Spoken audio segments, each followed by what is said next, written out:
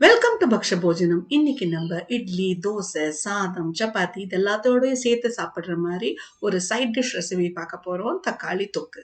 இந்த தக்காளி தொக்கு பண்றதுக்கு முதல்ல ஒரு பொடி அரைச்சுக்கணும். அதுக்கு நான் 1 டீஸ்பூன் கடுகு, 1/2 டீஸ்பூன் வெந்தயம் எடுத்துட்டு அதை ஒரு பேன்ல ட்ரை ரோஸ்ட் பண்ணிக்கிறேன். இந்த மாதிரி ட்ரை ரோஸ்ட் ஆன அப்புறம் அதை ஒரு மிக்சி ஜார்ல சேர்த்துட்டு ஒரு நல்ல பொடியை அரைச்சுன்னு வந்துடணும். இப்போ நம்ம தக்காளி தொக்கோட ப்ரிசர்வேட்டிவ் பொடி ரெடி. இப்போ தொக்கை எப்படி பண்ணிக்கிறதுன்னு பார்க்கலாம். ஒரு பேன்ல 2 டேபிள் ஸ்பூன் எண்ணெய் எடுத்துட்டு இருக்கேன்.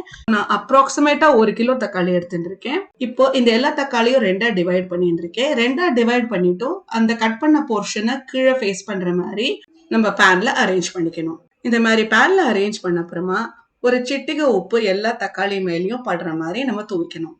அதுக்கப்புறமா மூடி போட்டு லோ ஃப்ளேம்ல நம்ம தக்காளிய 10 நிமிஷம் வரைக்கும் வேக விடணும். இந்த மாதிரி 10 நிமிஷம் வேக விட்ட அப்புறமா ஒரு கரண்டியோ ஸ்பூனையோ வச்சு இந்த தக்காளி எல்லாத்தையும் திருப்பி விடணும். இந்த மாதிரி திருப்பி விட்ட அப்புறமா இன்னொரு 10 நிமிஷம் இதை மூடி போட்டு வேக விடணும். 10 நிமிஷம் கழிச்சு நம்ம திறந்து பார்க்கிற போது நம்ம தக்காளி நல்லா வெந்திருக்கும். இப்போ நல்லா வெந்த தக்காளியிலேருந்து தோலி ஈஸியா ரிமூவ் பண்ணலாம். அதனால ஒரு டாங் ஸ்பூனை வச்சுட்டு தோலியை ஈஸியா ரிமூவ் பண்ணி எடுத்துருங்க. இதுக்கப்புறமா ஒரு மேஷர் யூஸ் பண்ணி நம்ம தக்காளியை நல்லா மசிச்சுக்கணும். ஸோ இந்த ப்ரொசீஜர்ல நம்ம தக்காளியை அரைச்சிக்கல நல்லா மேஷ் பண்ணிக்கிறோம். இப்போ இதோட 1/2 டீஸ்பூன் மஞ்சள் பொடி, 2 டீஸ்பூன் காஷ்மீரி சில்லி பவுடர், இதுக்கு தேவையான உப்பு, அதுக்கப்புறமா 1 டீஸ்பூன் நல்ல பெருங்காயம், அப்புறமா 1 டீஸ்பூன் புளி பேஸ்ட், இது எல்லாத்தையும் சேர்த்து நம்ம தொக்கை நல்லா கலந்து விடணும். நீங்க நாட்டு தக்காளியை எடுத்துட்டு அதுல புளிப்பு நிறைய இருந்ததுன்னா புளி பேஸ்ட்டை அவாய்ட் பண்ணலாம். இதே நீங்க பெங்களூர் தக்காளியோ நாட்டு தக்காளியோ கலந்து எடுத்துட்டேன்னா புளி பேஸ்ட் கொஞ்சம் எக்ஸ்ட்ரா ஆட் பண்ணணும்.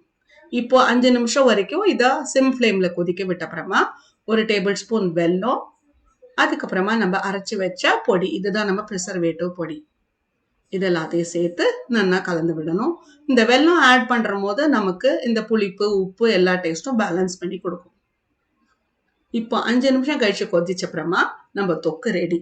இப்போ நம்ம தொக்குக்கு தாளிச்சு கொட்டிக்கலாம்.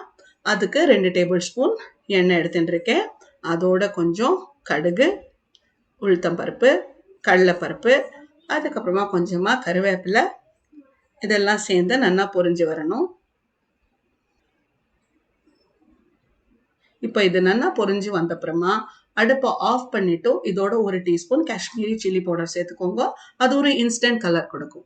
இப்போ இது எல்லாத்தையும் சேர்த்து நம்ம தொக்குல சேர்த்துடலாம். நம்ம தக்காளி தொக்கு சூப்பரா ரெடி ஆயிடுது.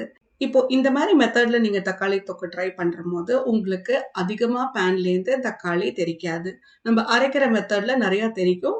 ஆனா இந்த மெத்தட்ல அவ்வளவா பேன்லேருந்து வெளியில தெளிக்காது. ட்ரை பண்ணி பாருங்க. உங்க கமெண்ட்ஸை ஷேர் பண்ணுங்க. Thank you very much.